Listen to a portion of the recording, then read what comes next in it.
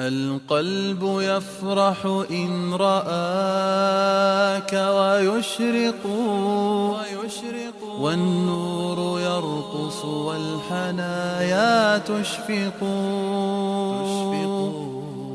من للزمان بمثل جمع أحبتي. Bismillahirrahmanirrahim. Assalamualaikum warahmatullahi wabarakatuh. Innal hamdalillah nahmaduhu wa nasta'inuhu wa nastaghfiruh wa na'udzu billahi min syururi anfusina wa min sayyiati a'malina. May yahdihillahu fala mudhillalah wa may yudlilhu fala hadiyalah.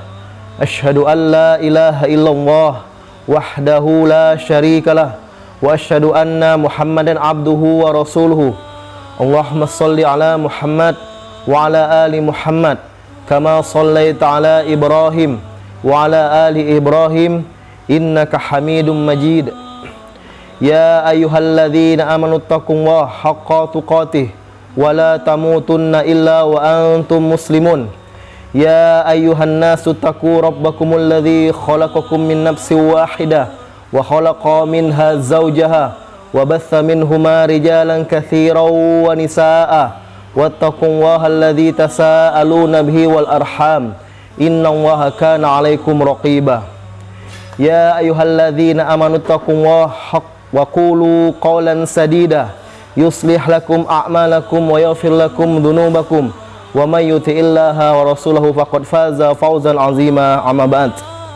Fa inna asdaqal hadithi kitabullah wa khairul hadi hadiyu Muhammadin sallallahu alaihi wasallam wa syarrul umuri muhdatsatuha wa kullu muhdatsatin bid'ah wa kullu bid'atin dhalalah wa kullu dhalalatin finnar. Nas'alullahu salamata wal afiyah.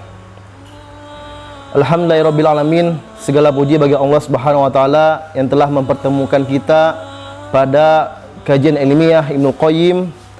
Alhamdulillah dalam keadaan sehat wal afiah, dalam masih diberikan nikmat Islam, nikmat iman, nikmat sunnah, sehingga kita dapat mendengarkan kajian ilmiah Ibnu Qayyim bersama-sama pada saat sekarang ini.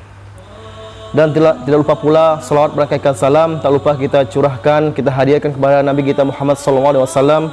Allahumma shalli ala Muhammad wa ala ali Muhammad. Semoga salawat ini tercurahkan kepada beliau, pada istri-istri beliau, pada keluarga beliau dan para sahabatnya serta orang-orang yang selalu mengikuti petunjuk beliau sampai hari kiamat, insyaallah.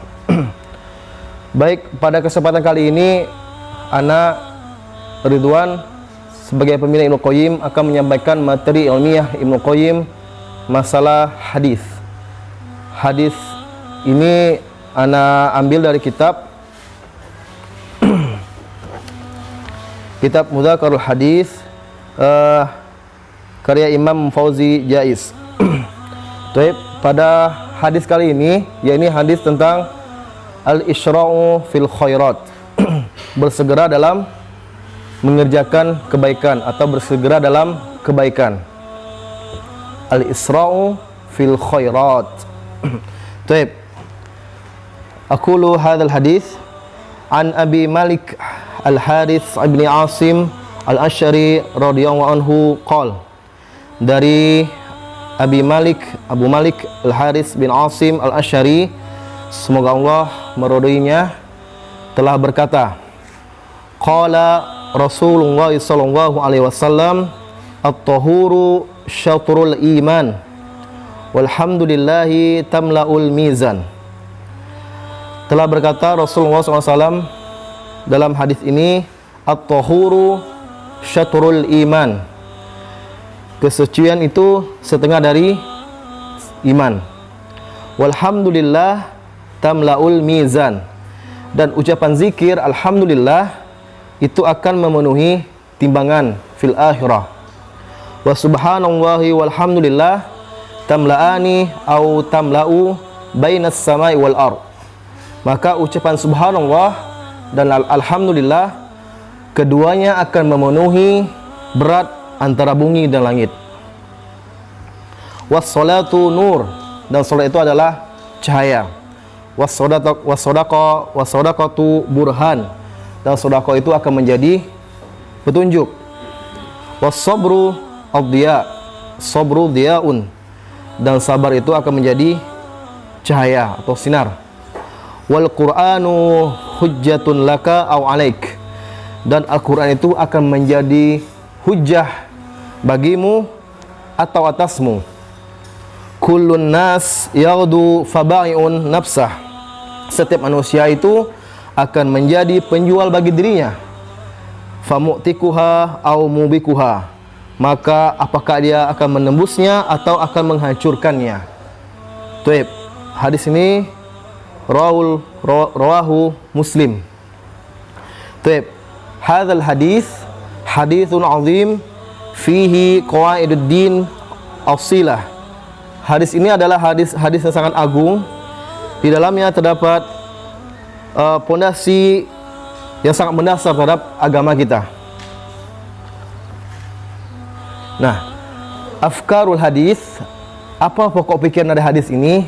Yang pertama, wujubut taharah ala kulli syai', kewajiban untuk bersuci atas segala sesuatu. Maka di sini kita diwajibkan untuk bersuci, seperti kita sebelum sholat kita berwuduk dulu, kita menghilangkan segala hadas-hadas yang terdapat pada baju kita maupun tempat sholat kita. Itu yang pertama. Yang kedua, sawabul hamdi lillah yamla'ul mizan, bahwa pahala mengucapkan alhamdulillah, yaitu dalam berzikir, akan memenuhi timbangan di akhirat. Maka di sini kita diperintahkan untuk selalu berzikir kepada Allah Subhanahu wa taala. Yang ketiga, atharus shalah nurun, bahwa bekas-bekas salat ini akan menjadi cahaya pada hari kiamat. Yang keempat, as-shadaqatu dalilun wa burhanun ala imani fa'ilihi, maka sedekah itu akan menjadi dalil atau bukti serta burhan, petunjuk atas keimanan para pelakunya. Yang kelima, as-sabru kulluhu khair, maka sabar itu seluruhnya adalah kebaikan. Jadi di sini kita harus banyak bersabar dalam menghadapi permasalahan hidup kita di dunia ini. Yang keenam, man amila bil Qur'ani fahuwa hujjatun lahu, maka siapa yang mengamal atau beramal dengan Al-Qur'an, yaitu dengan membacanya, mempelajari tahsinnya ya, belajar bahasa Arab untuk memahami isi Al-Quran tersebut, menghafalnya, maka dia akan menjadi hujjah, akan menjadi pembantu kita nanti di akhirat, akan membantu para pembacanya di akhirat, atau sebagai dalil baginya, akan membela kita nanti di akhirat. Malah sebaliknya. Yang ketujuh, man lam ya'mal bil Quran fahuwa hujjatun alaihi, maka siapa yang tidak beramal dengan Al-Quran, maka dia juga akan sebagai hujjah atasnya. Apa maksudnya? Maka Al-Quran akan menjadi akan menghancurkannya, karena dia melalaikan Al-Quran. Karena Al-Quran adalah petunjuk hidupnya. Dia melalaikan Al-Quran, tidak membacanya, tidak mempelajari bahasa Arab dalam memahaminya, tidak menghafalnya, maka Al-Quran akan menghancurkan di akhiratnya nanti. Na'udzubillah. Yang kedelapan, kullu insanin ya'malu li nafsih, maka setiap insan, setiap manusia beramal untuk dirinya pribadi. Faminan nas man yabi'u nafsahu lillah bi ta'ati fayu'tikuha minan nar, maka dari manusia itu ada yang menjual dirinya untuk Allah Subhanahu wa taala dengan ketaatan kepada Allah Subhanahu wa taala, bi ta'atihi, taat kepada Allah Subhanahu wa taala.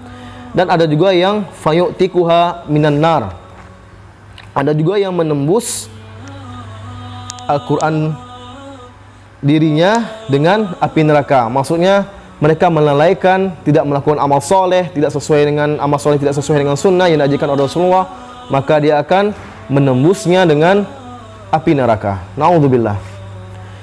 Yang terakhir, yang kesembilan dari afkarul hadis ini, wa minhum man yabi'uha lil hawa fayudhiluha ilan nar, Dan sebagian dari mereka ada yang di antara mereka ada yang menjual dirinya dengan hawa nafsu, maka ia akan masuk ke dalam neraka Jahannam. Na'udzubillah min zalik.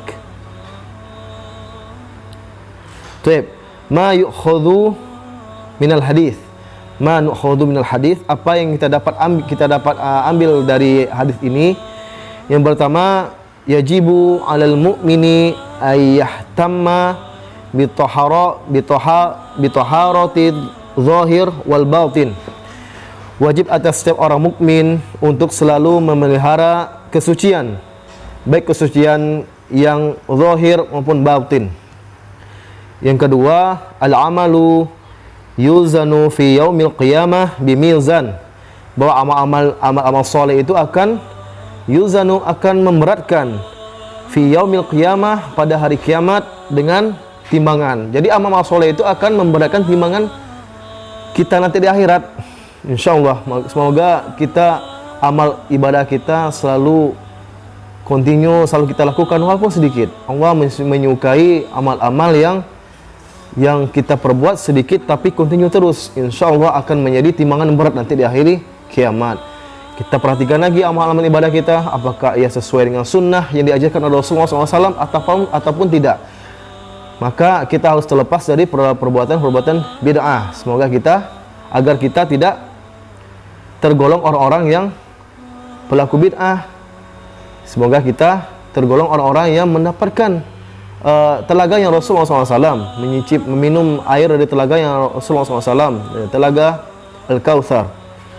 Yang ketiga, al-mahabbatu fil a'malis salihah wa in kanat shaghirah. Jadi kecintaan terhadap amal-amal soleh, maka yang wa in kanat shaghirah, meskipun dia kecil. Jadi kita harus mencintai amal-amal soleh walaupun perkara yang sangat kecil, membantu menyingkirkan benda-benda yang duri-duri di jalanan, itu amal-amal soleh, tapi perkara yang sangat ringan, mudah. Yang keempat, atharus sholatun nur, maka bekas-bekas sholat ini akan memberikan cahaya pada diri kita pada hari kiamat nanti, insyaallah. Jadi kita melakukan sholat wajib, sholat sunnah, maka bekas-bekas sholat ini akan bercahaya nanti di akhirat. Gitu aja dengan bekas wudhu yang terkait dengan syarat wajibnya sholat. As-sabru, yang kelima ya, as-sabru kullu khair. Sabar itu semuanya adalah kebaikan. Kenapa sabar ini semuanya kebaikan? Karena dengan bersabar, maka orang-orang ini akan mudah, akan bisa menerima segala apapun yang ia terima atau ia dapatkan dari Allah Subhanahu wa taala, baik itu perkara yang mengenakan atau yang ada maupun yang tidak. Contoh, karena dunia ini tempatnya ujian. Jadi tempatnya ujian ini, dari ujian itu baik dari ujian seperti ujian permasalahan hidup, ujian keuangan, misalnya tentang permasalahan keluarga kita, maupun ujian tentang diri kita sendiri. Semua adalah ujian yang harus kita hadapi dunia ini. Maka solusi yang paling tepat adalah kita berserah diri kepada Allah SWT dengan bersabar kepadanya, bersabar terhadap ujian tersebut. Selanjutnya yang keenam, Al-Qur'anu yanfa'u li sahibihi idza 'amila bih. Al-Qur'an itu akan bermanfaat bagi pembacanya atau bagi yang selalu berteman dengan Al-Qur'an jika ia mengamalkannya. Nah, maka Al-Quran yang telah kita baca, telah kita hafal, telah kita renungi maknanya, maka kita amalkan isi-isinya. Bukan hanya sekedar membacanya saja, terus terlepas dari itu saja, sudah puncak yang paling tinggi, maka kita terlupa dengan mempelajari bahasa Arab untuk memahami Al-Quran tersebut. Maka jangan sampai seperti itu. Yang puncak paling tinggi dalam Al-Quran itu adalah kita mengamalkan isi-isinya, dan kita praktekkan dalam kehidupan sehari-hari ini. Itu yang paling utama, karena Al-Quran adalah akhlak Rasulullah. Kita contoh perilaku Rasulullah SAW. Yang terakhir, an-nasu qismani la thalitha lahuma. Manusia itu terbagi atas dua bagian, tidak ada ketiga di antara keduanya. Maka manusia itu, maksudnya sini manusia itu ada yang baik, ada yang buruk ya. Tidak ada yang ketiga di antara keduanya gitu. Maka kita mau jadi golong orang manusia yang bermanfaat bagi orang ataupun tidak, tergantung kita. Kita mau menjadi orang yang selalu beramal soleh kepada Allah SWT dengan tuntunan Nabi SAW, dengan petunjuk yang telah Rasul bawa, maka itu ada pilihan kita.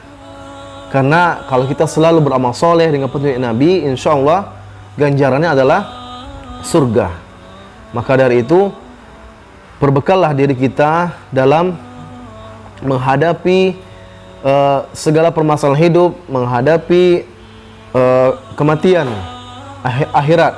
Jadi kita harus bersegera dalam kebaikan. Segala macam kebaikan kita segerakan, baik yang kegiatan atau amal-amal yang kecil maupun yang besar.